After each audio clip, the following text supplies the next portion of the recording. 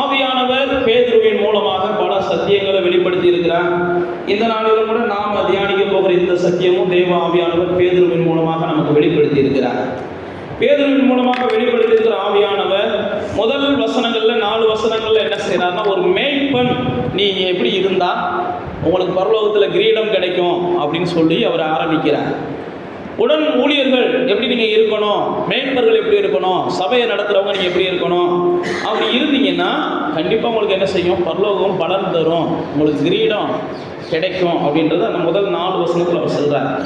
மகிமையுள்ள வாடாத கிரீடத்தை பெறுவீங்க அப்படின்னு சொல்லி 4ஆம் வசனத்தை முடிக்கும் போது அவர் என்ன செய்கிறார், ஊழியம் பண்ணுறவங்களும் என்ன செய்யணும், கண்டிப்பாக உயர்ந்த ஒரு இடத்துல இருக்கணும். அதுதான் பேதுரு முதல்ல அவர் ஆரம்பிக்கிறார்.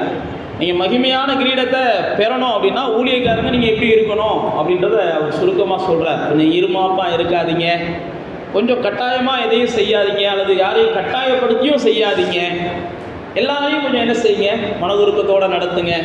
நீங்கள் அதிகாரம் செலுத்தி அவங்கள என்ன செய்யாதீங்க, வேலை வாங்காதீங்க, கொஞ்சம் அன்பை காமிச்சு வேலை வாங்குங்க அப்படின்னு சொல்லி பல இடங்களில் என்ன செய்கிறார், அந்த காரியங்களை ஷார்ட்டாக சொல்கிறார். சொல்லிட்டு தான் அடுத்து என்ன செய்கிறாருன்னா, இளைஞர்களே 5ஆம் வசனத்தில் சொல்லும்போது சொல்கிறாரு, உங்கள் மூப்பர்களுக்கு கீழ்ப்படிச்சிருங்க.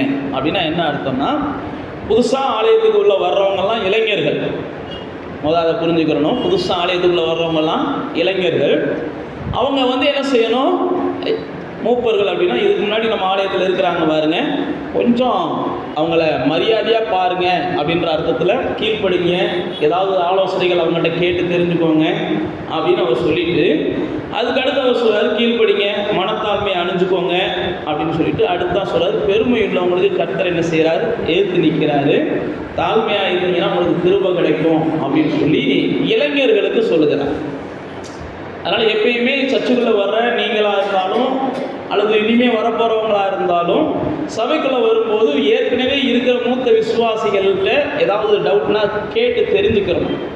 ஐயோ கேட்டால் என்ன நினைப்பாங்க, நம்மளை கொஞ்சம் அப்படி நினச்சிருவாங்களோன்னு சொல்லி கொஞ்சம் உங்களை நீங்களே பெருமையாக நினைக்காம கொஞ்சம் சில விஷயங்களை, எல்லா விஷயத்தையும் நீங்கள் பாஸ்டர்கிட்ட கேட்க முடியாது, எல்லா விஷயத்தையும் நீங்கள் பாஸ்டர் அம்மாட்ட கேட்க முடியாது, உங்களுக்கு மூத்த விசுவாசிகளாக இருக்கிறவங்ககிட்ட நீங்கள் கேட்கலாம். அதில் ஏதாவது குழப்பம் இருந்து உங்களை தவறாக வழி நடத்துறது போல் நீங்கள் உணர்ந்தீங்கன்னா அதுக்கப்புறம் நீங்கள் என்ன செய்யலாம், ஊழியக்காரங்கிட்ட கேட்டு சில விஷயங்களை தெரிந்து கொள்ளலாம். இப்போ அப்படி தான் அவர் சொல்லிட்டு சொல்கிறாரு, அப்படியெல்லாம் செஞ்சுட்டு தான் இதை நீங்கள் செஞ்சீங்கன்னா அடுத்து அவர் சொல்கிறாரு, ஏற்ற காலம் வரும்போது கர்த்தர் உங்களை என்ன செய்வார், உயர்த்துவார். அப்போ உயர்வுக்கு தேவன் விரும்புகிறார். உயர்வுக்கு விரும்புகிற தேவன் முதல்ல என்ன செய்தார்னா, இங்கே போட்டிருக்காரு, ஒரு கீழ்ப்படிதல் ரொம்ப அவசியம், அதுக்கப்புறம் தாழ்மை ரொம்ப அவசியம். கீழ்ப்படிதலும் தாழ்மையும் நம்முடைய உயர்வுக்கு அது என்ன செய்து உதவுகிறது அப்படின்னு சொல்லி அங்கே பேதுருவின் மூலமாக அங்கே போட்டிருக்கிறார்.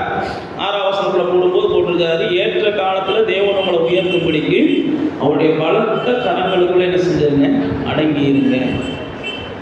உயர்வு வேணும் அப்படின்னு நினைக்கிறவங்கெல்லாம் கொஞ்சம் என்ன செய்யணும், அமைதலாக இருக்கணும். யாரெல்லாம் கொஞ்சம் அமைதலாக போகிறாங்களோ அவங்கெல்லாம் சீக்கிரத்தில் என்ன செய்வாங்க, உயர்ந்த இடத்துக்கு வந்துடுவாங்க. யாரெல்லாம் அறகுறையாக இருக்கிறோம்னு தெரிஞ்சதுக்கப்புறமும் வெளிப்படுத்தின விஷயத்தில் சொல்வார், நீ நிர்வாணியாக இருக்கிறன்னு தெரிஞ்சாலும் நீ மறுபடியும் என்ன செய்கிற, பெருசாக உன்னை நீ பீத்திக்கிற அப்படின்னு ஒரு சபைக்கு ஆண்டவர் எழுதுவார். நீ ஒரு கண் சொருன குருடனை போல இருக்கிற, ஒரு இப்படியெல்லாம் மாய்மாலம் பண்ணுற இடத்துல பேசுவார். ஏன் அப்படி ஆண்டவர் பேசுகிறாருன்னா, ஒன்றும் இல்லைப்பா இதெல்லாம் மாற்றிக்கோ அப்படின்றது தான் பேசுகிறார். அப்போ பாருங்கள், இங்கே அழகாக வேதம் சொல்லுகிறது, ஏற்ற காலம் கர்த்தர் உங்களுக்கு உயர்த்தணும் அப்படின்னா நீங்கள் கொஞ்ச நாள் என்ன செஞ்சுருக்கணும், முடிஞ்ச அளவுக்கு உயர்வு வர்றது வரைக்கும் அமைதலாக இருக்கணும். யாராக இருந்தாலுமே அடங்கி இருக்கணும் அல்லது அமைதலாக இருக்கணும். அப்போ உயர்வை எதிர்பார்க்குறவங்க, தேவன் என்னை உயர்த்தணும் அல்லது உயர்வான இடத்துல தன்னை வைக்கணும், தேவனுடைய நோக்கம் ஊழியம் செஞ்சாலும் அவங்கள உயர்த்தணும், விசுவாசியாக இருந்தாலும் அவங்கள உயர்த்தணும், புதுசாக யாராவது வந்தாலும் அவங்கள என்ன செய்யணும், உயர்த்தணும். நான் தான் அவங்களுக்கு ஏற்கனவே சொன்னேன், அவரை ஆராதிக்கிறதுனா இந்த பூமியில் சிறந்ததாக இருக்கணும். அவரை ஆராதிக்கிற ஜனம் எப்பயுமே வாளா இல்லாமல் தலையாக இருக்கணும். அவரை ஆராதிக்கிற ஜனம் எப்பயுமே கீழாக இல்லாமல் மேலாக இருக்கணும். அதனால தான் அந்த இயேசு என்ன செய்கிறாருன்னா, அவரை ஆராதிக்கிற ஜனங்களுக்கு அபரிதமான காரியங்களை அவர் செய்கிறார். அவரை ஆராதிக்கிறவங்க மேலே அவருடைய கண்கள் எப்பயும் நோக்கமாக இருக்கிறது. அவரை தேடுகிறவர்கள் மேலே அவருடைய செவிகள் எப்பயுமே திறந்ததாக இருக்கிறது. இப்படிலாம் நமக்கு வேதத்தில் பல சத்தியங்கள் இருக்கிறது. அப்போ தேவனுடைய பிள்ளைகளாகிய நாம் தேவனுடைய உயர்வை தேவனிடத்திலிருந்து எதிர்பார்க்கிறோம் அப்படின்னா கொஞ்ச நாள் என்ன செய்யணும், உயர்வு வருவது வரைக்கும் காத்திருக்கணும். நாமெல்லாம் அவசரப்பட்டு சில முயற்சிகள் பண்ணி நம்ம உயரலாம் அப்படின்னு நினச்சோம் அப்படின்னா நாம் கண்டிப்பாக இன்னும் என்ன செய்ய மாட்டோம், அடைய வேண்டிய ஒரு உயரத்தை அடைய மாட்டோம். அப்படியே நாம் அடைஞ்சாலும் அது நமக்கு வேதனையாகத்தான் இருக்கும், தேவன் தரலை அப்படின்னா. அதனால் தேவன் என்ன செய்கிறாருன்னா நிச்சயமாக ஏற்ற காலத்தில் தருகிறார். தேவன் யாருக்கும் அவர் என்ன செய்கிறது என்னன்னா காலத்தை நியமிக்காமலாம் இல்லை, எல்லாத்துக்குமே காலத்தை நியமிச்சிருக்கிறார். எல்லாத்துக்குமே காலத்தை நியமிச்சிருக்கிறார். மிருகங்கள் நடமாடுகிறதுக்கு கர்த்தர் தான் நேரத்தை நியமிச்சான்னு சங்கீதக்காரன் சொல்றான். கர்த்தர் தான் நேரத்தை சூரியன் உதிக்கிறதுக்கும் சூரியன் மறைகிறதுக்கும் நியமிச்சிருக்கிறார். கர்த்தருடைய அனுமதியில தான் எல்லாமே செயல்படுது. உங்க வாழ்க்கையும் என் வாழ்க்கையுமே கர்த்தர் தீர்மானிச்சிருக்கிறார். நமக்கு என்ன பிரச்சனை அப்படின்னா நாமும் தீர்மானிக்கக்கூடிய உரிமையை கர்த்தர் நமக்கு கொடுத்திருக்கிறார். அதுதான் இங்க பிரச்சனை. இப்போ விலங்குகளுக்கு கர்த்தர் அந்த உரிமையை கொடுக்கல, சூரியனுக்கோ சந்திரனுக்கோ கர்த்தர் அந்த உரிமையை கொடுக்கல. ஆனால் நம்மை மாத்திரம் அவருடைய சாயல்ல அவர் ரூபத்தில் படைச்சு அவருடைய சுவாசத்தை நமக்குள்ள வச்சு எல்லா வகையிலையும் நம்மை அவரை போல சிந்திக்க வைக்கவும் செயல்பட வைக்கவும் அவர் விரும்புகிறபடினால நாம மட்டும் என்ன செய்யலாம்னா முந்தி செயல்படலாம். அதை அவர் என்ன செய்ய மாட்டார், தடுக்க மாட்டார். அதனால தான் இங்கே பேதுரு சொல்றார், ஏற்ற காலத்தில் அவர் உங்களை உயர்த்தணும், அது வரைக்கும் என்ன செய்யுங்க, கொஞ்சம் அடங்கி இருங்க. இதைத்தான் யாக்கோபு சொல்லுவார், இதே தான் சொல்லுவார். யாக்கோபு இன்னும் கொஞ்சம் வித்தியாசமாக சொல்லுவார். யாக்கோபு நிருபம் அதுக்கு முதல் நிருபம் தான் இப்போ நம்ம வாசிச்சிருக்கிற அதே நிருபத்துக்கு முதல் நிருபம். அதில் பாருங்க 4ஆம் வசனம் 10ஆம் வசனத்தில், 4ஆம் அதிகாரம் 10ஆம் வசனத்தில் சொல்றாரு பாருங்க, கர்த்தருக்கு முன்பாக தாழ்மைப்படுங்கள், அப்போது உங்களை என்ன செய்வார், உயர்த்துவார். கர்த்தருக்கு முன்பாக தாழ்மைப்படுங்க, அப்போ உங்களை உயர்த்துவார். அங்க சொல்லும்போது சொல்றாரு, நீங்க என்ன செய்ய, அடங்கி இருங்க, அவர் உங்களை உயர்த்துவார். இங்க சொல்றாரு யாருக்கு அடங்கி இருங்கன்னா கர்த்தருக்கு முன்பாக கொஞ்சம் என்ன செய்யுங்க, அடங்கி இருங்க.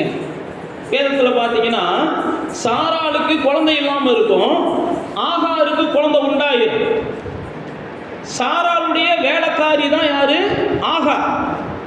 வேலைக்காரிக்கு குழந்தை வந்துடும், ஆனா உண்மையான மனைவிக்கு குழந்தை இருக்காது. ஆனால் 2 பேர்த்துக்கும் ஒரே புருஷன் தான், 2 பேருக்கும் ஆபிரகாம் தான் புருஷனாக இருக்கிறார். இப்போ இந்த சூழ்நிலையில் பைபிளில் போட்டிருக்கு, ஆகார் கர்ப்பவதி ஆனதுனால தன்னுடைய நாச்சியாரை அற்பமாக எண்ணினார் அப்படின்னு போட்டிருக்கு. பாருங்க, சில நேரத்தில் நமக்கு முந்தி ஆலயத்துக்கு வந்தவங்களுக்கு சில நன்மைகள் நடக்காமல் இருக்கும், பிந்தி வந்த உடனே நமக்கு சில நன்மைகள் நடந்துடும். உடனே நானும் நீங்களும் ஆகாரை போல என்ன செஞ்சிருவோம், நன்மைகளை பெற்ற உடனே நம்ம ஒரு பெரிய ஆள் மாதிரியும் நமக்கு முந்தி வந்தவங்கெல்லாம் பாவிகள் மாதிரியும் நமக்கு நினைக்க தோணும். அப்படிப்பட்ட நினைப்பு இருந்துச்சுன்னா கர்த்தர் என்ன செய்வார்னா, பைபிளில் போட்டிருக்கு, ஆகாரம் அண்டையில் கொட்டி திரும்ப போய் அந்த அம்மாவுக்கு கீழே என்ன செய்ய இரு, அந்த அம்மாவுக்கு ஆசீர்வாதம் வர்றது வரைக்கும் நீ இருந்தே ஆகணும்னு அடங்கி இருக்க வச்சார்னு பைபிளில் போட்டிருக்கு. படிச்சிருக்கீங்களான்னு தெரியல, படிக்கலைன்னா போய் படிச்சுக்கோங்க.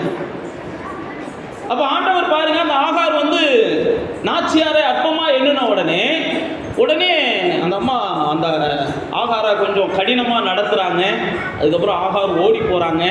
ஓடி போன உடனே ஆண்டவர் ஆகாருக்கு தன்னை வெளிப்படுத்தி எவரு நீ போய் ஒழுங்கா போய் என்ன செய்ய, அந்த அம்மாவுக்கு கீழே இருக்கு, நான் அடங்கி இருக்க தான் சொன்னேன், உன் பிள்ளையை நான் உயர்த்துவேன், உன் பிள்ளைக்கு ஒரு வம்சத்தை கொடுப்பேன், உன் பிள்ளைக்கு ஒரு இனம் கிடைக்கும், உன் பிள்ளைக்கு ஒரு தேசம் கிடைக்கும், நீ அடங்கியிரு பைபிளில் போட்டு. அதுக்கப்புறம் அந்த அம்மா என்ன செஞ்சாங்களாம், எதுவுமே தொந்தரவு பண்ணாமல் அடங்கி இருந்தாங்களாம்.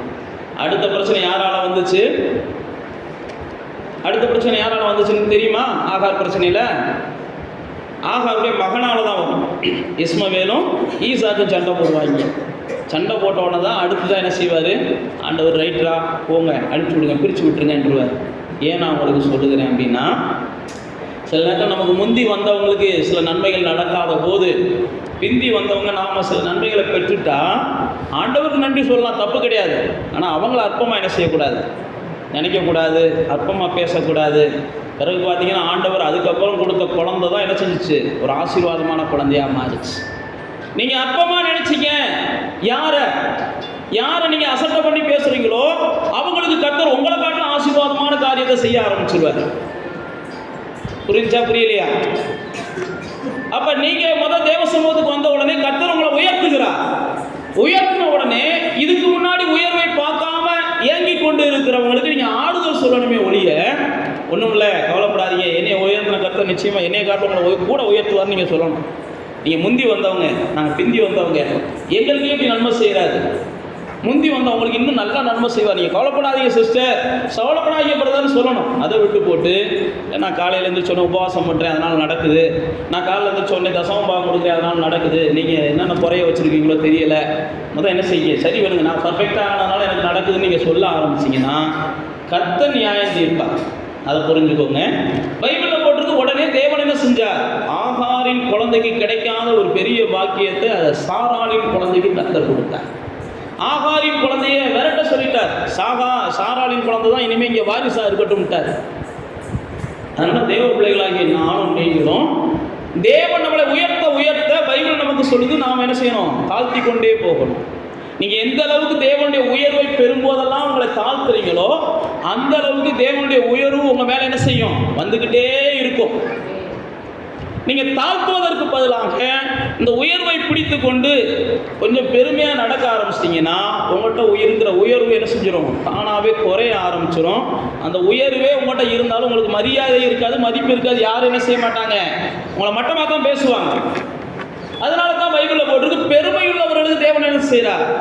எதிர்த்து நிற்கிறார். தாழ்மை உள்ளவர்களுக்கு அவர் கிருபை அளிக்கிறார்னு போட்டிருக்கு. அப்போ தேவனுடைய பிள்ளைகளே, தேவன் நம்மளை உயர்த்தணும்னு விரும்புகிறார். ஆனால் உயர்த்துவதற்கு தேவன் கொடுக்குற ஒரு பெரிய ஆலோசனை தான், நீங்கள் என்ன செய்ய, கொஞ்சம் அடங்கி இருங்க, கொஞ்சம் அமைதலாக இருங்க. அப்போ தேவனுடைய ஆசையெல்லாம் தன்னுடைய பிள்ளைகள் மேலானவர்களாக மாறணும். அப்போ நீங்களும் நானும் உயர்த்துவதற்கும் மேலாக மாறுவதற்கும் முதலாவது காரணம் தேவன் இன்னார் என்பதை நாம் அறிந்து கொண்டோம். அப்படின்னா தான் நமக்கு உயர்வு தேவனிடத்திலிருந்து வரும். தேவன் எப்படிப்பட்டவர் என்ற அறிவு நமக்கு ரொம்ப அவசியம். தேவனை குறித்த ஒரு தெளிவு நமக்கு அவசியம். தேவனை குறித்த தெளிவு இல்லாமல், அறிவு இல்லாமல், அல்லது தேவனை குறித்த ஒரு புரிதல் இல்லாமல் இருந்தோம் அப்படின்னா நமக்கான உயர்வு தாமதமாகும். அவனுக்கான உயர்வு அவ்வளோ சீக்கிரத்தில் வராது.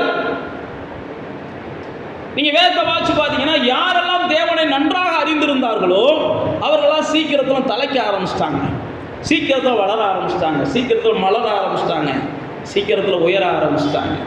தேவனை அறியாமல் தேவனோடு போராடி கொண்டிருந்தவங்க வாழ்க்கையெல்லாம் கடைசி வரைக்கும் போராட்டத்திலே தான் முடிஞ்சிடும். தேவனை அறிகிற அறிவு நமக்கு வாழ்வு கொடுக்கும் என்பதை நீங்கள் என்ன செய்யணும்? புரிந்து கொள்ளணும். அதனால தான் இயேசு சொன்னார், ஒன்றான தேவனாகிய உண்மையும் என்னையும் ஒருத்தருக்கு அறிஞ்சால் தான் அவனுக்கு நித்திய ஜீவன். நான் யாருன்றதும் புரியணும். புரியலைன்னா அவனுக்கு நித்திய ஜீவன் இல்லை.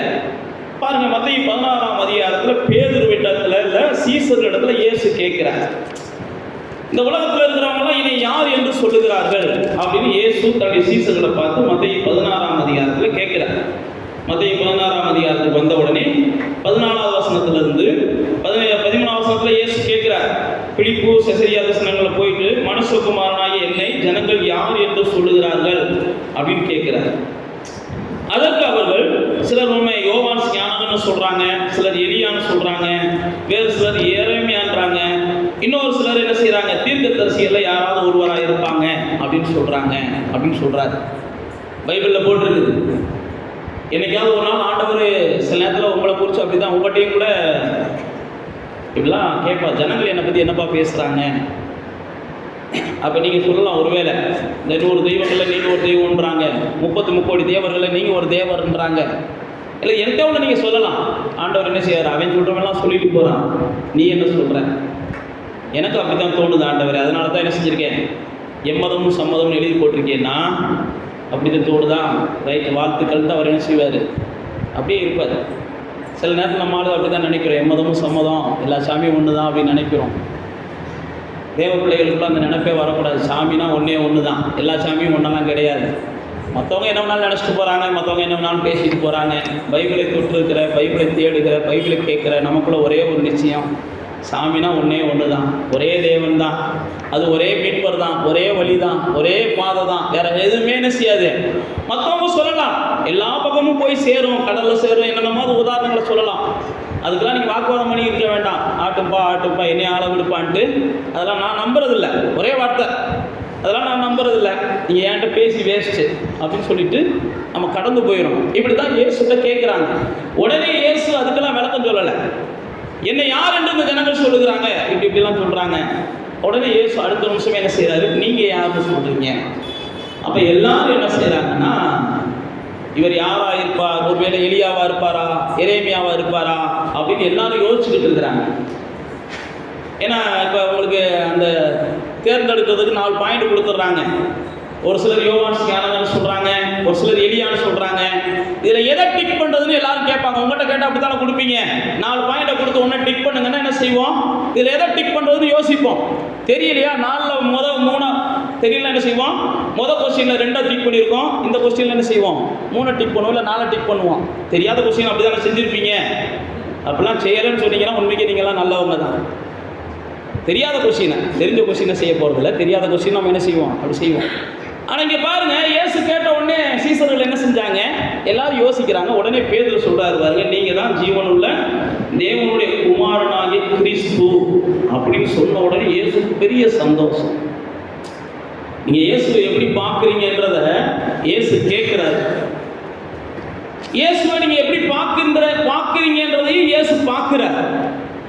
நீங்க ஒவ்வொரு நாளும் இயேசுவை குறித்து என்ன நினைக்கிறீங்கன்றதையும் இயேசு அறிகிறார். நான் சொல்ல உங்களுக்கு புரியுதா? ஒவ்வொரு நாளும் நீங்க இயேசுவை குறிச்ச பார்வை எப்படி இருக்குது? இயேசு பார்த்துக்கிட்டே இருக்கிறார், கேட்டுக்கொண்டே இருக்கிறார், அறிந்து கொண்டே இருக்கிறார். அப்ப அப்படிப்பட்ட சூழ்நிலையில நீங்க அவரை குறித்து உண்மைக்கே சரியான பார்வையில் இருந்தேன்னா அவர் சந்தோஷப்படுறார். பரவாயில்ல, என் கூட சரியா பார்த்துருந்தா என்னைய என் கூட பழகினாலும் உண்மைக்கே தரமான ஆளாக தாண்டா என் கூட பழகியிருக்கான்.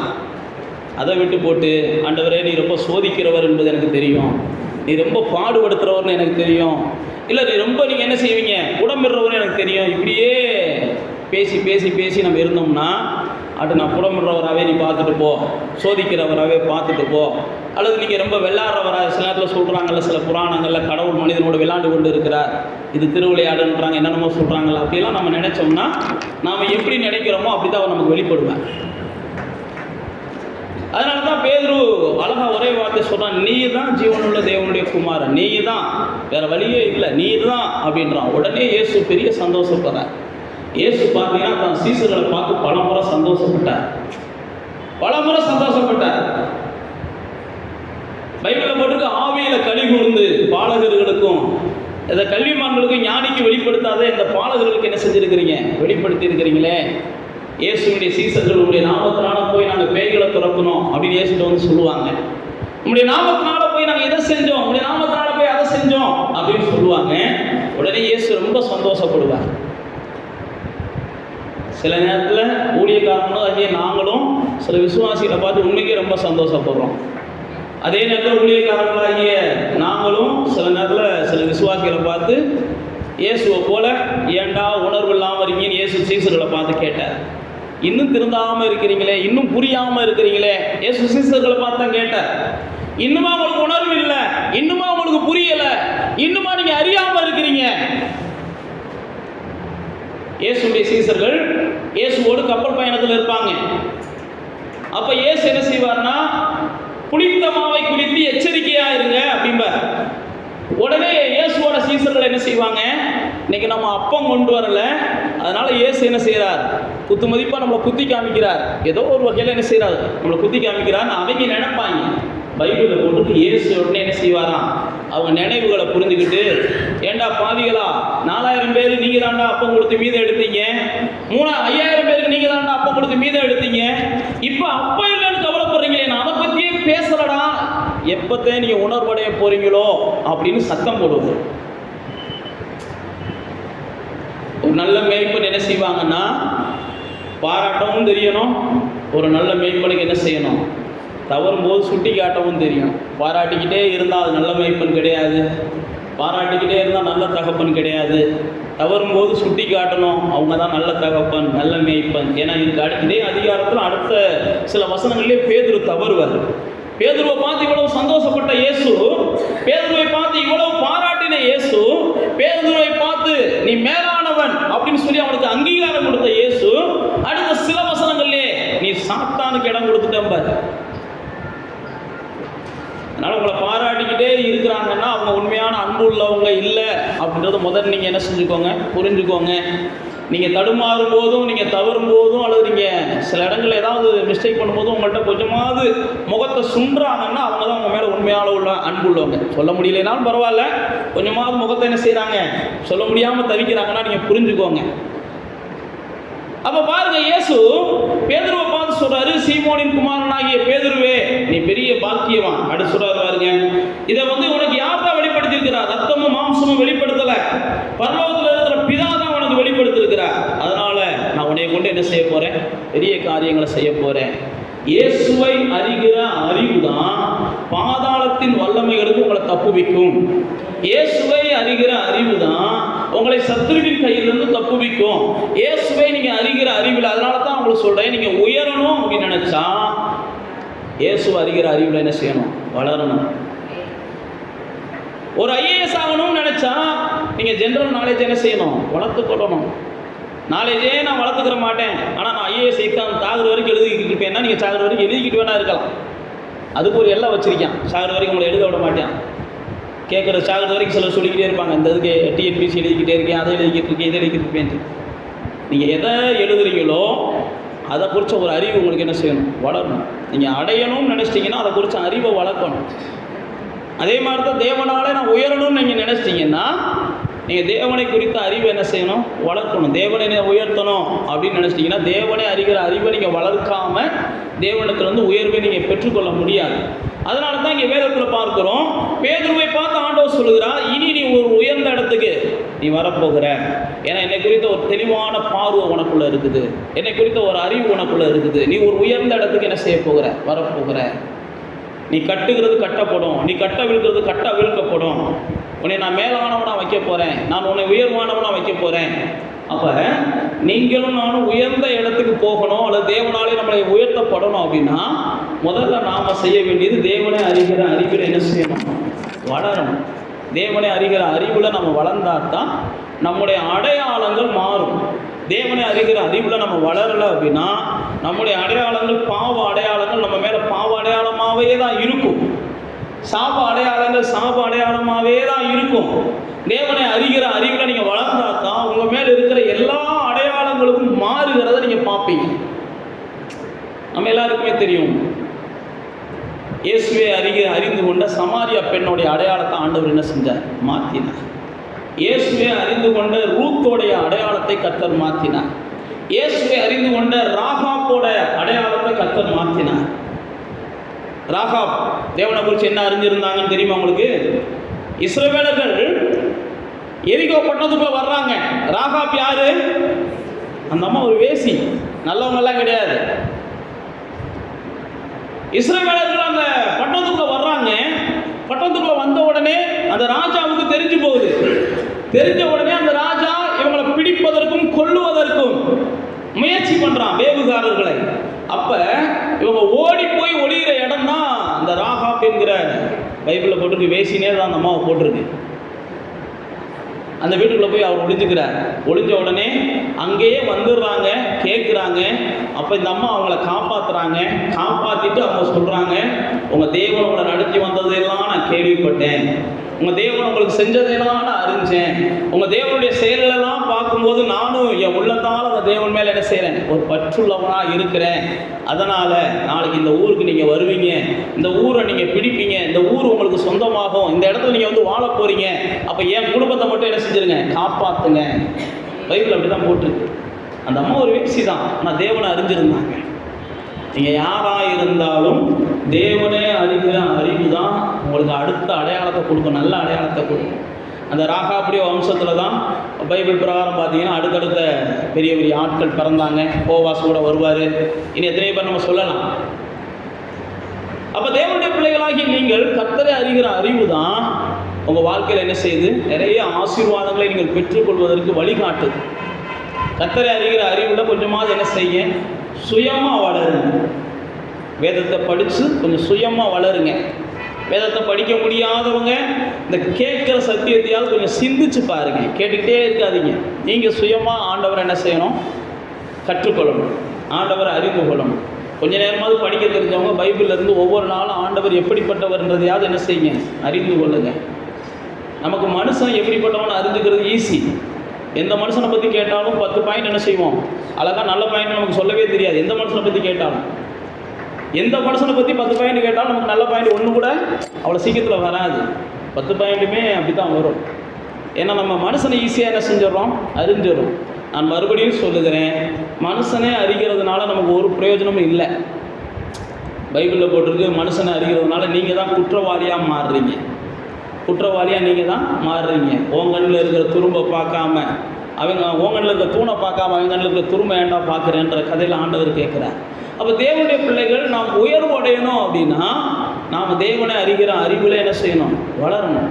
அதனால தான் பேதுரு பாருங்க, ஆண்டவரை பார்த்து சொல்கிறான், நீ தான் ஜீவனுள்ள தேவனாகிய குமாரனாகிய கிறிஸ்து. அதனால தான் தேவன் என்ன செஞ்சார்னா, இயேசு கிறிஸ்துடைய மரணத்துக்கு அப்புறம் பேதுருவை பிரதான மனிதனாக கர்த்தர் மாற்றினார். இயேசு கிறிஸ்துடைய மரணத்துக்கு அப்புறம் பிரதான அப்போஸ்தலனாக பேதுரு எண்ணப்பட்டான். இயேசு கிறிஸ்துடைய மரணத்துக்கு அப்புறம் இந்த பிரதான அப்போஸ்தலன் ஸ்தானத்திலிருந்து சபைகளை வழிநடத்துகிற ஒரு பெரிய பொறுப்பை தேவன் பேதுருவுக்கு கொடுத்தார்.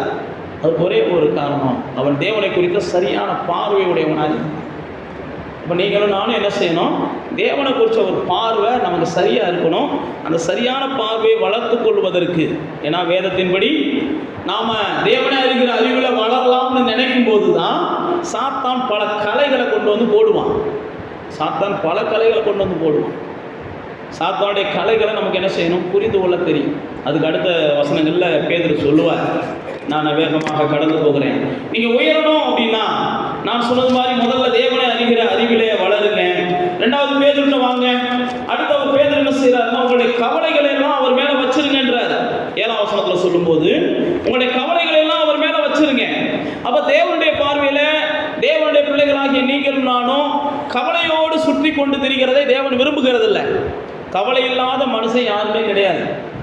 அதனால தான் இயேசுவே சொல்கிறாரு, அதனுடைய நாளுக்குரிய அந்தந்த பாடு போதும். என்னத்தை உண்போம், என்னத்தை உடுப்போம், என்னத்தை செய்வோம், நீ கவலைப்பட்டுக்கிட்டே இருந்தால் கவலைப்பட்டுக்கிட்டே இருக்கலாம். கவலைப்படுவதை முதல்ல நிறுத்துங்க. கவலை வந்து கொண்டே இருக்கும். இன்னைக்கு நீங்கள் ஒரு கவலையை நிப்பாட்டுவீங்க, நாளைக்கு ஒரு கவலை வரும், நாளைக்கு ஒரு கவலையை நிப்பாட்டுவீங்க, நாளை கழிச்சு ஒரு கவலை வரும். டெய்லி கவலையை நீங்கள் மேற்கொள்ளணும் அப்படின்னா முதல்ல என்ன செய்யணும், கவலையை கண்டுக்கிறக்கூடாது. கவலையை கண்டுக்கிறனும் கூடாது. நீங்கள் கவலைப்படுவதற்கான சூழ்நிலைகள் உருவாகும். கவலைப்படுகிற சூழ்நிலைகள் உருவாகும் போதெல்லாம் நீங்கள் என்ன செஞ்சிடணும், பைபிளில் போட்டு அவர் மேலே வைத்து விடுங்கள். அவர் உங்களை ஆதரிப்பார். சங்கீதக்காரன் சொல்கிறான், உங்களுடைய பாரங்களை கர்த்தர் மேலே வச்சிருங்க, அவர் உங்களை ஆதரிப்பார். இங்கே பேதுரு சொல்லும்போது சொல்கிறார், உங்களை விசாரிக்கிறவராக இருக்கிறவனால அவர்கிட்ட என்ன செஞ்சுருங்க, கவலைகளை வச்சுருங்க. அப்போ நீங்கள் உயர்வதற்கு தடையாக இருக்கிறது என்னன்னு பார்த்தீங்கன்னா, 2வது உங்களுடைய கவலைகள். நீங்கள்லாம் தேவ பிள்ளைகளாக இருக்கிறதுனால நான் சொல்கிறேன். அதனால தான் எபிரேயர் எழுதும் போது பவுல் அப்போஸ்தலன் என்ன செய்கிறார், 12ஆம் அதிகாரத்தில் பாரமானவைகளை 1ஆம் வசனத்தில் சொல்கிறார், பாரமானவைகளை நீங்கள் விட்டுருங்க, பாவமானவைகளை நீங்கள் விட்டுருங்க. இதெல்லாம் உங்களுடைய ஓட்டத்தை தடுக்கும், உங்கள் உயர்வை தடுக்கும், நீங்கள் பெற்றுக்கொள்ள முடியாத இடத்துக்கு உங்களை கொண்டு போய் வச்சிரும், நீங்கள் அடைய வேண்டிய உயரத்தை அடைய முடியாத அளவுக்கு அவைகள் உங்களை தடுக்கிறோம் அப்படின்னு சொல்லி எபிரேயர் 12ஆம் அதிகாரம் 1ஆம் வசனத்தில் சொல்லுவார். அப்போ நீங்களும் நானும் பாரமானவைகளை தூக்கி கொண்டு ஓடக்கூடாது. பாரம் ஒவ்வொரு நாளும் நம்ம மேலே வந்து ஏதாவது ஒரு ரூபத்தில் விழுந்து கொண்டே தான் இருக்கும். நம்மளை யாராவது ஒரு ஆள் என்ன செய்வாங்க, குட்டுகிற முல்லை போலவும் சாத்தானுடைய தூதனை போலவும் இருக்கத்தான் செய்வாங்க. நம்மளுக்கு ஏதாவது ஒரு வகையில் இந்த மாதிரி ஏதாவது ஒன்று வந்துக்கிட்டே இருக்கும். ஆனால் அவங்க நமக்குள்ள தெரியணும், ஒவ்வொரு நாள் வர்றதையெல்லாம் நான் தேவன் மேலே வச்சிட்றேன், ஒவ்வொரு நாள் வர்றதையெல்லாம் நான் தேவன் மேலே வச்சிட்றேன், ஒவ்வொரு நாள் வர்றதெல்லாம் நான் தேவன் மேலே வச்சிட்றேன் அப்படின்னு நீங்கள் கடந்து போய் பாருங்கள். அதுக்கப்புறம் என்ன பாடுகள் வந்தாலும் உங்களை பாதிக்காது. என்ன பாடுகள் வந்தாலும் உங்களை பாதிக்காது. அதனால தான் வேதம் சொல்கிறது, உங்களுடைய கவலைகளை எல்லாம் அவர் மேலே என்ன செஞ்சுருங்க, வச்சுருங்க. மார்த்தாளை பார்த்து ஆண்டவர் சொல்கிறாரு, பாருங்க, நீ அநேக காரியங்களை குறித்து என்ன செய்கிற, கவலைப்படுற. ஆனால் தேவையானது ஒன்று தான். அதை மரியாள் அழகாக கண்டுபிடிச்சிட்டாங்க, நீ கண்டுபிடிக்காமல் இருக்கிற. தேவையானது ஒன்று தான், மரியாதை கண்டுபிடிச்சிட்டாங்க. அதனால தான் அமைதலாக உட்கார்ந்துருக்கிறாங்க. நீ கண்டுபிடிக்காதனால தான் என்ன செய்கிற, அநேக காரியங்களை குறித்து கவலைப்பட்டுக்கிட்டே இருக்கிற. அப்போ தேவனுடைய பிள்ளைகளே, 2வது உங்களுடைய உயர்வை தடுப்பது அப்படின்னு பார்த்தீங்கன்னா, மனபாரங்கள், கவலைகள் வராமல் இருக்காது. ஆனால் வருகிற ஒன்றையும் நம்ம சுமக்க வேண்டாம். வராமல் இருக்காது, வர்ற எதையுமே நம்ம என்ன செய்ய வேண்டாம், சுமக்க வேண்டாம். பைபிளில் போட்டிருக்கு, இயேசுடைய சீடர்கள் நடுக்கடலில் வருத்தப்பட்டு கொண்டு இருந்தாங்களாம். நடுக்கடலில் வருத்தப்பட்டுக்கிட்டு இருந்தாங்க. ஆகார் என்ன செஞ்சாங்க, காட்டில் வருத்தப்பட்டுக்கிட்டு இருந்தாங்க. நடு வனாந்தரத்தில் வருத்தப்பட்டுக்கிட்டு இருந்தாங்க. ஆனால் கர்த்தர் அவங்களை தேடி போனார்னு போட்டிருக்கு. யார் வருத்தப்பட்டாலும், யார் வர்றாவோ வரலையோ அவர் என்ன செய்கிறாரு? வர்றாரு. நீங்கள் வருத்தப்படும் போது ஆண்டவர் சும்மாலாம் இருக்கிறது இல்லை. உங்களுடைய கவலைகள் மாறுவதற்கு அவர் ஏதாவது ஒரு திட்டத்தை வச்சிருக்கிறார். ஆகாட்ட வந்து ஒரு திட்டத்தை சொல்கிறாரு, சீசர்கள்ட்ட வந்து ஒரு திட்டத்தை சொல்கிறாரு. அப்படியே திட்டத்தை கேட்குற இடத்துல நீங்கள் இல்லை. பைபிளில் போட்டிருக்கு, கேட்குற இடத்துல நீங்கள் இல்லை, குற்றுயிராக கிடக்குறீங்க. ஆனாலும் அவர் வந்து தூக்கி கொண்டு போய் சுமந்து கொண்டு போய் என்ன செய்கிறார்? உங்களுக்கு ஆரோக்கியம் வர பண்ணுகிறார். சமாரியானுடைய ஸ்டோரியில் பார்க்குறோம். குற்றுயிராக கிடக்கிற மனுஷன் அவனை தூக்கி கொண்டு போய் என்ன செஞ்சால், ஆக மொத்தம் தேவனுடைய நோக்கம் என்னென்னா, எந்த இடத்துல யார் வருத்தப்பட்டாலும் அவர்களுக்கு வந்து உதவுவதற்கு எப்பயுமே அவர் என்ன செய்கிறார்? விரும்புகிறார். அதனால தான் நான் அவங்களுக்கு மறுபடியும் சொல்கிறேன், உங்களுடைய கவலைகளை அவர் மேலே வச்சுருங்க. அடுத்த பாருங்கள், 8ஆம் வசனம் போட்டிருக்கு, தெளிந்த புத்தியோடு இருக்கணும்னு போட்டிருக்கு. பேதுரு சொல்கிறார் பாருங்க, அந்த 5ஆம் அதிகாரத்தில் 8ஆம் வசனத்தில், தெளிந்த புத்தியுள்ளவங்களாக இருங்க, விழிச்சிருங்க.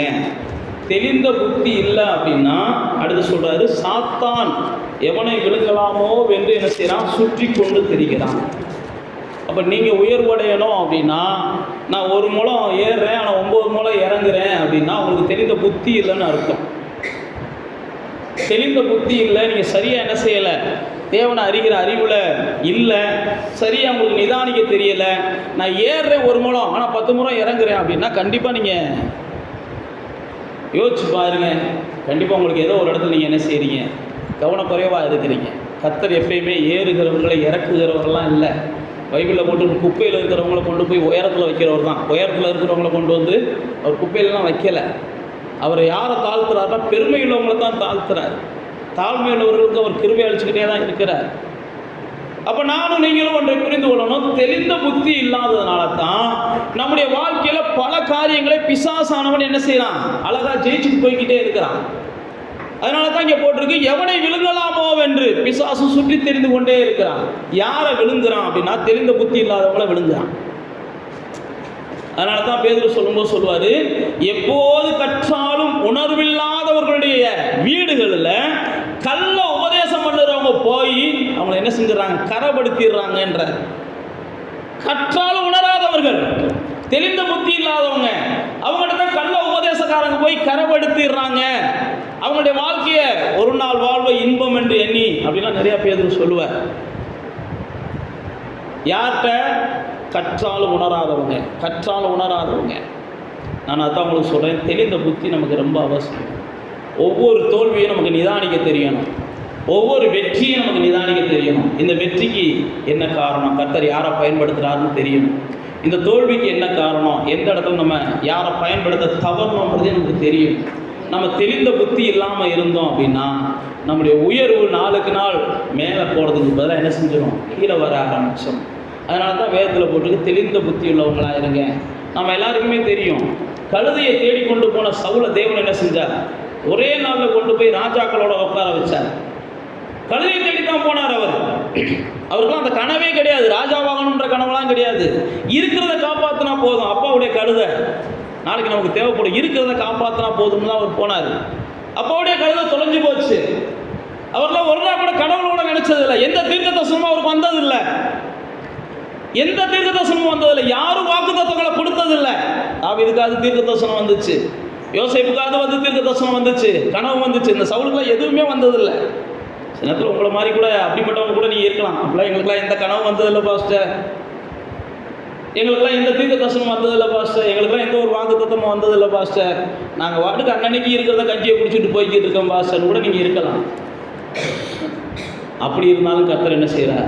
உங்களை உயர்த்தணுன்றது அவருடைய ஆசை. உங்களுக்கு ஆசை இருக்கே இல்லையோ, அவர் என்ன செய்கிறார்? ஆசைப்படுறார். பாருங்க, உடனே அவனுக்கு சவுலுக்கு ஒரு பெரிய உயர்வை கொடுக்குறார். சவுலால் ஏற்றுக்கிறவே முடியலை. நீங்கள் படித்து பார்த்தீங்கன்னா தெரியும், சவுலை எங்கடான்னு தேடுறாங்க, அவன் ஒளிஞ்சுக்கிறான், அவனால் ஏற்றுக்கிறவே முடியலை. அவன் உயர்வுன்னா என்னன்னே அவனுக்கு தெரியாது. உயர்வை பற்றி அவன் யோசிக்கவே இல்லை. ராஜாவை ஆக்கணும்னு உடனே அவனை தேடுறாங்க, அவன் போய் ஒளிஞ்சுக்கிட்டான். ஆனால் கர்த்தர் இந்த இடத்துல அவன் ஒளிஞ்சிருக்கான், அவனை போய் தூக்கிட்டு வாங்கன்னா. கர்த்தர் எப்பயுமே என்ன செய்கிறாரு? தாழ்மையாக இருக்கும்போது அவங்கள உயர்த்தணுன்றது தான் அவருடைய ஆசையாக இருக்குது. இப்போ இந்த சவுல் பாருங்க, தெளிந்த புத்தி இல்லாதவனாக இருந்தான். தெளிந்த புத்தி இல்லாதவனாக இருந்ததுனால தான் கர்த்தரால் அடிக்கடி கடிந்து கொள்ளப்பட்டுக்கிட்டே இருந்தான். நீங்கள் வேதத்தில் வாசித்து பார்த்தீங்கன்னா கர்த்தர் தன்னுடைய ஆவி அவன்கிட்ட எடுக்கிறாரு. பிசாசின் ஆவி சவுலுக்குள்ளே வந்துடுது. அதுக்கப்புறம் கொலைகாரனாக தான் விரட்டிக்கிட்டே இருக்கான். யாரை பார்த்தாலும் கடிச்சிக்கிட்டு இருக்கான். யாரை பார்த்தாலும் கடிச்சிக்கிட்டு இருக்கிறவங்க சீக்கிரம் சாத்தாண்டி ஆவிக்கு இடம் கொடுத்துருவீங்க. யாரை பார்த்தாலும் கடிச்சிக்கிட்டு இருக்க எண்ணத்தை எப்பயுமே நாம் வளர்க்கக்கூடாது. நமக்கு கடுகடுன்னு இருந்தாலே நம்ம புரிஞ்சுக்கிறணும், நாம் வழி மாறுகிறோம் அப்படின்னு புரிஞ்சுக்கணும். இங்கே பாருங்க, சவுல் கடுகடுனே இருந்தான். அதுக்கு முன்னாடி நல்ல மனுஷன்தான். தாவீது ரொம்ப நேசித்த மனுஷன்தான். தாவீதுக்கு தன்னுடைய மகளை கொடுக்கணும்னு விரும்பின மனுஷன்தான். தாவீது தான் மகளை கெட்ட மாட்டேன்னு சொன்ன உடனே அதை சம்மதிக்க வைக்கிறதுக்காக போராடின மனுஷன்தான். நல்ல மனுஷன்தான். ஏன் நான் உங்களுக்கு சொல்லுகிறேன் அப்படின்னா, நீங்கள் தெளிவில்லாமல் இருந்தீங்கன்னா, சவுல் செஞ்சதெல்லாம் என்னன்னா தேவனுடைய வார்த்தையை மீறிக்கிட்டே கிடந்தான். அதனால தான் சாமுவேலை கொண்டு தேவன் என்ன செஞ்சார், நீங்கள் வார்த்தையை மீறிட்டு நீ என்ன செஞ்சாலும் கர்த்தர் ஏற்றுக்கிற மாட்டாருன்னு சொல்லுவார். பில்லி சுனி நீ பண்ணலை, ஆனால் முரட்டாட்டம் பண்ணுறவர் அது பில்லி சுனியதுக்கு சமம்.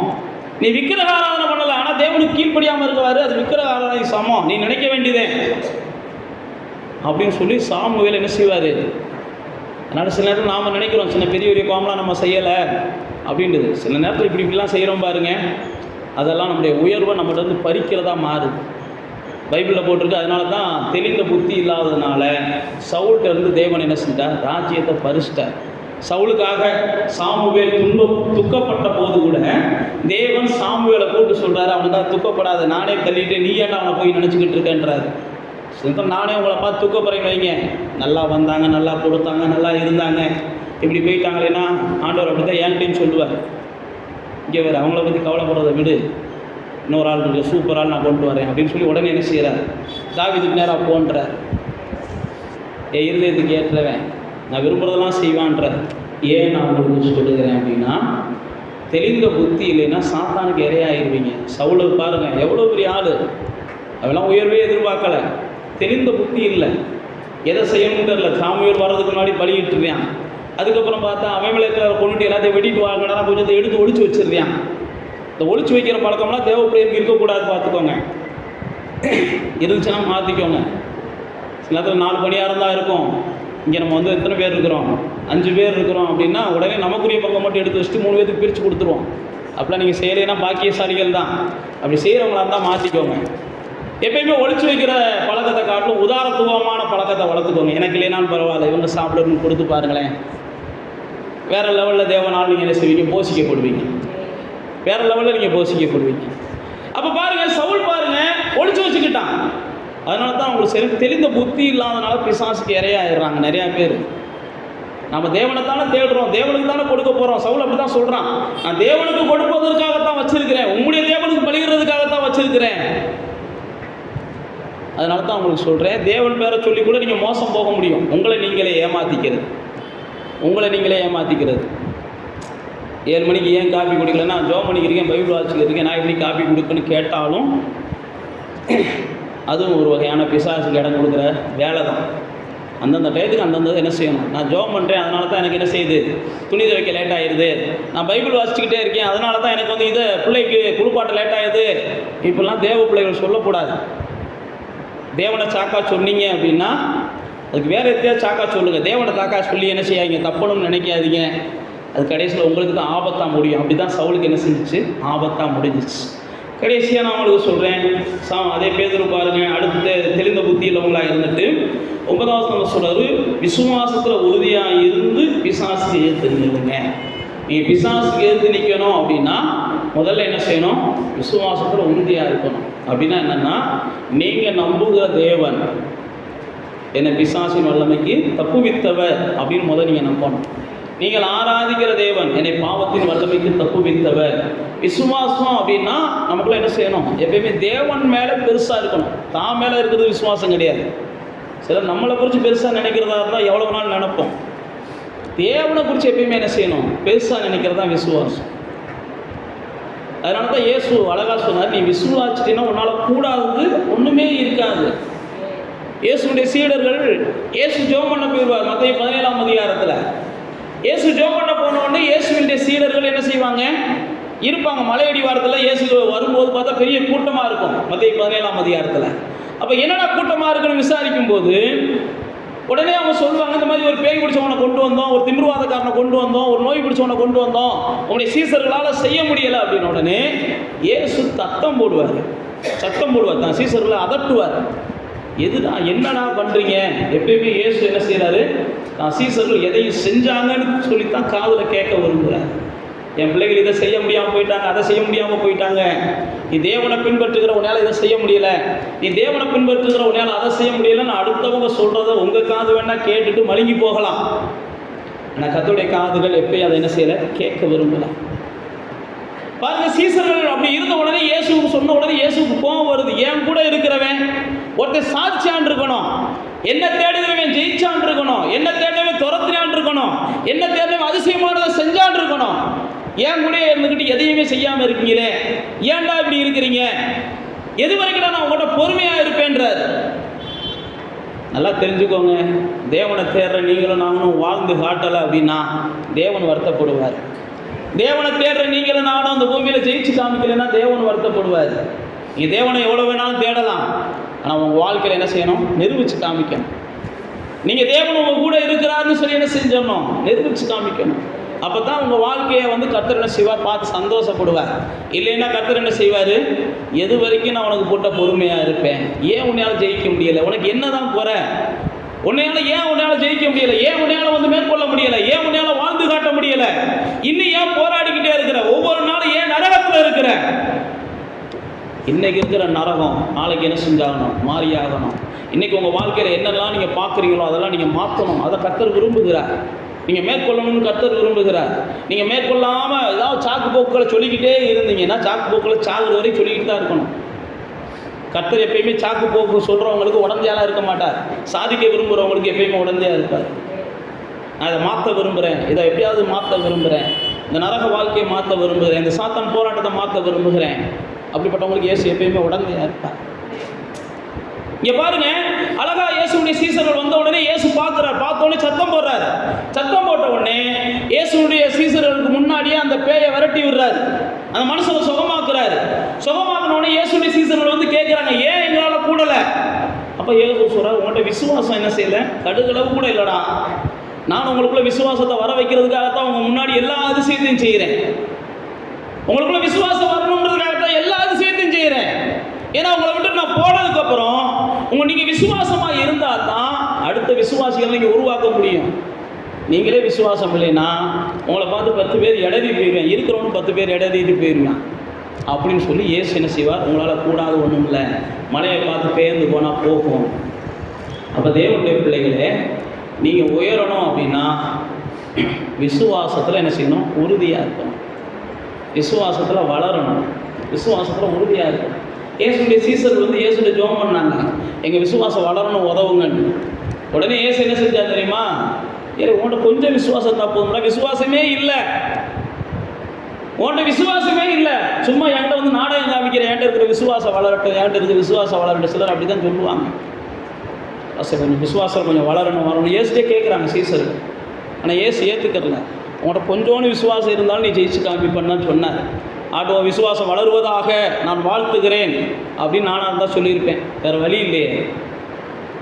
வெளியில் போய் என்ன செய்வீங்க, பாஸ்ட்டை போய் என்ன செஞ்சேன், விசுவாசம் வளருங்க பாஸ்ட்டை ஜோம் பண்ணுங்கன்னு சொன்னேன். ஆவிக்குரிய காரியத்தை தான் கேட்டேன். பாஸ்ட் என்ன செஞ்சான்னு தெரியுமா, அது கூட ஜோம் பண்ண மாட்டேன்ட்டாருப்பாங்க. உங்களை பற்றி தெரிஞ்சதுனால தான் இயேசு ஜோம் பண்ணாமல் இருந்தார், நான் ஜோம் பண்ணாமல் இருந்தேன்றது யாருக்கு தெரியும், ஆண்டவருக்கு மட்டும்தான் தெரியும். விசுவாசமே இல்லை, இல்லாத விசுவாசத்தை வளர வைங்கன்னா எப்படி வளர வைக்கிறது? அதனால தான் இயேசு சொன்னார், கொஞ்சம் விசுவாசம் தான் நீ வாழ்ந்துக்கு போப்பா அப்படின்னாரு. நான் மறுபடியும் சொல்கிறேன், உங்கள் விசுவாசம் என்ன செய்யணும், உறுதியாக இருக்கணும். இயேசு எதையும் செய்யக்கூடியவர், அவர் மேலே தான் எங்கள் விசுவாசம். பவுலப்போஸ்தலன் அப்படி சொல்கிறார், அவர் மேலே தான் எங்கள் நம்பிக்கை, அவர் மேலே தான் எங்கள் விசுவாசம், அவர் தான் எங்களுடைய தன்னம்பிக்கை, அவர் தான் எங்களுடைய பலன், அவர் தான் எங்களுடைய ஞானம், எல்லாமே அவர் தான். அதனால தான் கோலியாத்துக்கு முன்னாடி நிற்கும்போது தாவீது சொல்கிறான், அவருடைய நாமத்தை கொண்டு இவனை வீழ்த்த முடியும். மற்றவங்களாம் சொல்கிறாங்க, ராஜாவே சொல்கிறாரு, அவன் யுத்த வீரன், ஒன்றாலும் முடியாது. நம்மளை சுற்றி இருக்கிறவங்களாம் அப்படி தான் சொல்லுவாங்க, உன்னால் ஜெயிக்க முடியாது. நீங்கள் என்ன செய்யணும், நான் விசுவாசிக்கிறவர் இன்னார் என்று நான் அறிஞ்சிருக்கிறேன். நான் விசுவாசிக்கிறவர் என்ன, தாவீது அப்படி தான் சொல்கிறான். மற்றவங்க என்னன்னு சொல்லிட்டு போ, எனக்குள்ளே இருக்கிற தேவன் இந்த காரியத்தில் எனக்கு ஜெயத்தை கொடுப்பார், எனக்குள்ளே இருக்கிற தேவன் இந்த காரியத்தில் என்னை வெற்றி அடைய பண்ணுவார், எனக்குள்ளே இருக்கிற தேவன். அப்படி தான் தாவீது பேசினான். மற்றவங்க பேசின எதையுமே பெரிய ஆளுன்றதுக்காக பேசுறதெல்லாம் நம்ம நம்ப முடியாது. நான் தான் ஏற்கனவே சொல்லிட்டேன் பாருங்க, தேவனே இல்லாதவன் பெரிய ஆளாக இருந்தாலும் அவன் சிங்கமாக இருந்தாலும் மரித்த சிங்கம். அப்படித்தான் நமக்கு வேதம் சொல்லுது. அவன் தேவனே இல்லாதவன், அவன் சவுலை போல ராஜாவாக கூட இருக்கலாம். அவங்க பேச்சை நம்ம பெருசாக நினைக்கக்கூடாது. தேவனை உடையவர்கள் சின்னவங்களாக இருந்தாலும், தேவனை உடையவர்கள் நம்ம எல்லாரும் தெரியும். நாகமான் வீட்டில் ஒரு சின்ன பொண்ணு தான் என்ன செய்கிறாங்க, போங்க அங்கே போனீங்கன்னா சுகம் கிடைச்சிரும்னு சொல்கிறாங்க. நாகமானுக்கு புரியுது, சின்ன பொண்ணாக இருந்தாலும் தேவனுடைய பொண்ணுப்பா, இந்த பொண்ணு பேச்சை கேட்போம்பான்ட்டு நாகமான் போனார். தேவனை இல்லாதவர்கள் ராஜாவே சொன்னாலும் பரவாயில்ல, தேவனை உடையவங்க சின்ன பிள்ளைகள் சொன்னாலும் பரவாயில்ல, நமக்குள்ளே என்ன செய்யணும், அந்த தெளிவு வேணும். சொல்கிறது யாருன்றதை காட்டிலும் தேவனை கொண்டு சொல்கிறாங்களான்ற தெளிவு வேணும். விசுவாசத்தில் உறுதியாக இருங்க. அடுத்து கடைசியாக அவர் சொல்கிறார், நீங்கள் என்ன செய்யுங்க, எதிர்த்து நில்லுங்க, அவனுக்கு எதிர்த்து நில்லுங்க. எதையுமே எதிர்த்து ஃபேஸ் பண்ணுங்க, உங்களுக்குள்ளே இருக்கிற தேவன். அதனால தான் பவுல் அப்போஸ்தலன் சொல்கிறான், கர்த்தர் நம் பட்சத்தில் இருக்கிறபடினால நம்மளை யாரும் என்ன செய்ய முடியாது, ஒன்றும் செய்ய முடியாது. நமக்கு விரோதமாக நிற்பவன் யார் அப்படின்னு சொல்கிறான். அப்போ நீங்களும் நானும் உயர்வடையணும் அப்படின்னா நமக்குள்ளே என்ன செய்யணும், எதையும் ஃபேஸ் பண்ணுவோம் அப்படின்ற ஒரு இடத்துக்கு வரணும். ஏதாவது வந்த உடனே நம்ம என்ன செஞ்சிடக்கூடாது, பின்வாங்கி போயிடக்கூடாது. பின்வாங்கி போயிட்டோம்னாலே கர்த்தர் பிரியப்பட மாட்டார்னு பைபிளில் போட்டிருக்கு. பின்வாங்குகிற ஒரு இடத்துல கர்த்தர் பிரியமாக இருப்பதில்லை. முன்னேறவங்ககிட்ட கர்த்தர் என்ன செய்கிறாருன்னா பிரியமாக இருக்கிறார். அதனால் எதையுமே ஃபேஸ் பண்ணுறதுக்கு தயங்காதீங்க. நீங்கள் தேவனுடைய பலனை கொண்டு ஃபேஸ் பண்ணுறீங்க. அதனால தான் பைபிளில் போட்டுருக்கு, அவனுக்கு எதிர்த்து நில்லுங்கள், அவர் ஓடி போயிடும். யாக்கோபு அப்படி தான் சொல்கிறான். தேவனுக்கு கீழ்ப்படிஞ்சிருங்க, பிசாசுக்கு என்ன செய்யுங்க, எதிர்த்து நில்லுங்க, பிசாசு ஓடி போவான். நீங்கள் எதெல்லாம் எதிர்த்து நிற்கிறீங்களோ அதுலெல்லாம் கண்டிப்பாக நீங்கள் வெற்றியை காண்பீங்க. ஒருவேளை எதிர்த்து நிற்க முடியலை அப்படின்னு நீங்கள் ஒதுங்குனீங்கன்னா உங்களுக்கு வெற்றியே கிடைக்காது. சாகிறது வரைக்கும் அது உங்கள் தொல்லை தொடர்ந்துக்கிட்டே தான் இருக்கும். இது முடிவுக்கு வரணும் அப்படின்னா எந்திரிச்சு செயல்படுங்க. கண்டிப்பாக முடிவை பார்ப்பீங்க, ஒரு வெற்றியை பார்ப்பீங்க, ஒரு உயர்வை பார்ப்பீங்க. ஆனால் கர்த்தருடைய நோக்கமெல்லாம் என்னது, தன்னை ஆராதிக்கிற ஜனங்கள் உயர்ந்திருக்கணும். அப்படி கண்களை மூடி தேவனை நோக்கி பார்த்து, இந்த நாட்களில் நீங்களும் நானும் உயர்வுடைவதற்கு எதெல்லாம் தடையாக இருக்குன்றதை தான் பேதுரு நிருபத்தின் மூலமாக நம்ம சில விஷயங்களை தியானிக்கிறோம். பேதுரு ஊழியக்காரங்களுக்கு சில விஷயத்தை சொல்கிறாரு, அதே மாதிரி விசுவாசிகளுக்கும் சில விஷயத்தை சொல்கிறாரு. நீங்கள் மூப்பர்களுக்கு கீழ்ப்படிஞ்சிருங்க அப்படின்றாரு. உங்களுக்கு ஒரு நன்மை நடக்கும்போது உடனே என்ன செய்யாதீங்க, பெருமை கொண்டாதீங்க, கொஞ்சம் தாழ்மையாக இருங்க. நீங்கள் உயரணும் அப்படின்னு நினச்சிட்டா முதல்ல ரொம்ப அவசியம் தாழ்மை, கீழ்ப்படிதல். கர்த்தர் உங்களை எவ்வளோ உயர்த்தினாலும் சரி, அல்லது உயரவே இல்லைனாலும் பரவாயில்ல, தாழ்மையும் கீழ்ப்படிதலும் கொஞ்சம் என்ன செய்யுங்க, வச்சுக்கோங்க. எப்பயுமே ஆணவமும் அகந்தையும் பைபிள் பிரகாரம் அது அழிவுக்கு நேராக நடத்தும்னு போட்டிருக்கு. மனத்தாண்மை உள்ளவன் கனமடைவான் அப்படின்னு பைபிளில் போட்டிருக்கு. தாழ்மை வளர்த்து கொள்ளுங்க. பெருமை என்றைக்குமே தேவனுக்கு விரோதமானது, சாத்தானுக்கு உகந்தது. பெருமை உள்ளவர்களுக்கு தேவனை எதிர்த்து நிற்கிறார்னு பைபிளில் போட்டிருக்கு. பெருமைக்காரங்க ரொம்ப நாள்லாம் வாழவே முடியாது, கண்டிப்பாக அவங்க வீழ்ச்சியை பார்ப்பாங்க. பைபிள் அப்படி தான் போட்டிருக்கு. மனுஷரால் வருகிற புகழ்ச்சியை விரும்புகிறவர்களுக்கு ஐயோன்னு போட்டிருக்கு. 4 பேர் தன்னை பெருமையாக பேசணும்னே நீங்கள் நினைக்காதீங்க. பெருமையை முடிஞ்ச அளவுக்கு என்ன செய்யுங்க, கர்த்தாவே இந்த யோவான் ஸ்நானம் சொல்கிறான் பாருங்க, நான் சிறுகணும் நீங்கள் பெருகணும், அவ்வளோதான். என்ன வந்தாலும் சரி, இந்த மேன்மையெல்லாம் உம்மிடத்துலேருந்து வந்தது தான். நான் யார் ஆண்டவரே, நான் யார் ஆண்டவரே, நீங்கள் இல்லாட்டி நான் ஒரு உயிரற்ற ஜடம், ஏதோ உம்மால் வந்தது ஆண்டவரேன்னு சொல்லி என்ன உயர்வு வந்தாலும் எனக்கு தேவன் தான் அவசியம், எனக்கு தேவன் தான் அவசியம்ட்டு உங்களை தேவனுக்கு முன்பாக தாழ்மைப்படுத்துங்க. 2வது, கவலைகளை எப்போ பார்த்தாலும் என்ன செய்யாதீங்க, வைத்துக்கொண்டே இருக்காதீங்க. கொஞ்சம் அடங்க வேண்டிய இடத்துல கொஞ்சம் அடங்கி இருங்க. பிள்ளைகளாக இருந்தால் கொஞ்சம் பெற்றோருக்கு அடங்கி இருங்க. விசுவாசிகளாக இருந்தால் ஊழியக்காரங்களுக்கு அடங்கி இருங்க. அதே மாதிரி தான் கணவனுக்கு பைபிளில் போட்டிருக்குது. அதே மாதிரி தான் மனைவியானவள் எப்படி இருக்கணும்னு பைபிளில் போட்டிருக்கு. அதனால் வேதத்தின்படி ராஜாக்களுக்கு செய்ய வேண்டியதை நம்ம செய்யணும், அதிகாரங்களுக்கு செய்ய வேண்டியதை நம்ம செய்யணும், வேதத்தின்படி முதியவர்களுக்கு நம்ம செய்ய வேண்டியதை செய்யணும். கொஞ்சம் அடக்கமாக இருக்க பழகுங்க. அடுத்து நம்ம பார்த்த மாதிரி கொஞ்சம் தெளிந்த புத்தியாக இருங்க. தெளிந்த புத்தி ரொம்ப அவசியம். தெளிந்த புத்தி இல்லாதனால தான் சொன்னேன், சவுல் சாத்தானுக்கு இரையாயிட்டான். நீங்கள் நானும் தெளிந்த புத்தி இல்லை அப்படின்னா, ஏற்கனவே நான் பலமுறை உங்களுக்கு சொல்லியிருக்கிறேன், இன்றைக்கி வருகிற எல்லா உபதேசத்தையும் நீங்கள் கேட்காதீங்க. எல்லாமே சத்தியம் தானே அப்படின்னு நீங்கள் நம்பாதீங்க. எல்லாமே பைபிள் இருந்தாலும் பேசுகிறாங்கலாம் இது பண்ணாதீங்க. உங்களால் நிதானிக்க முடிஞ்சுன்னா நிதானிக்க முடியலன்னா விட்டுட்டு ஒதுங்கிருங்க. தெளிந்த புத்தியாக இருங்க.